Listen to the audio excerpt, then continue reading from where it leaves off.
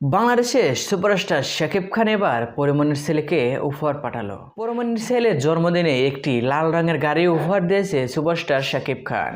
আসলে এই গাড়িটা কেন উপহার দিল, কোন কোম্পানি থেকে উপহার দিল, সেটাই থাকছে শান্ত খানের বিস্তারিত। আর হ্যাঁ, আপনি যদি বিনোদন জগতের সকল ভিডিও দেখতে চান তাইলে এই চ্যানেলটা সাবস্ক্রাইব করুন। আর হ্যাঁ, যারা সাবস্ক্রাইব করেছেন তাদেরকে অসংখ্য ধন্যবাদ। চলুন ভিডিওটা শুরু করা যাক। ঢাকা সিনেমা চিত্রনায়িকা পরমনির ছেলে শামীম মোহাম্মদ পূর্ণর চতুর্থ জন্মদিন ছিল গত 10 আগস্ট। পরমনির ছেলের জন্মদিন উপলক্ষে উপহার হিসাবে একটি গাড়ি পাঠিয়েছেন চিত্রনায়ক শাকিব খানের প্রতিষ্ঠান রিমাক। গত শনিবার রিমাক থেকে পাওয়া পূর্ণের জন্মদিন বিশেষ উপহার একটি ভিডিও করেছেন অভিনেত্রী। 1 মিনিট 35 সেকেন্ডের ওই ভিডিওতে দেখা যায় শাকিব খানের রিমাক হারল্যান্ড স্টোর থেকে আসা হ্যাপি বার্থডে লেখা একটি বড় উপহারের বক্স খুলছেন পরিমণি। সেই বক্সে ছিল একটি লাল রঙের গাড়ি।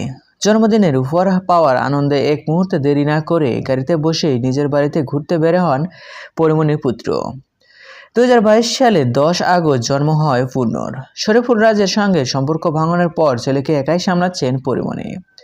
সো ভিউয়ার্স, এই ভিডিওতে আপনার কি মতামত? আর হ্যাঁ, বিনোদন জগতের সকল ভিডিও পেতে চ্যানেলটি সাবস্ক্রাইব করুন। ধন্যবাদ।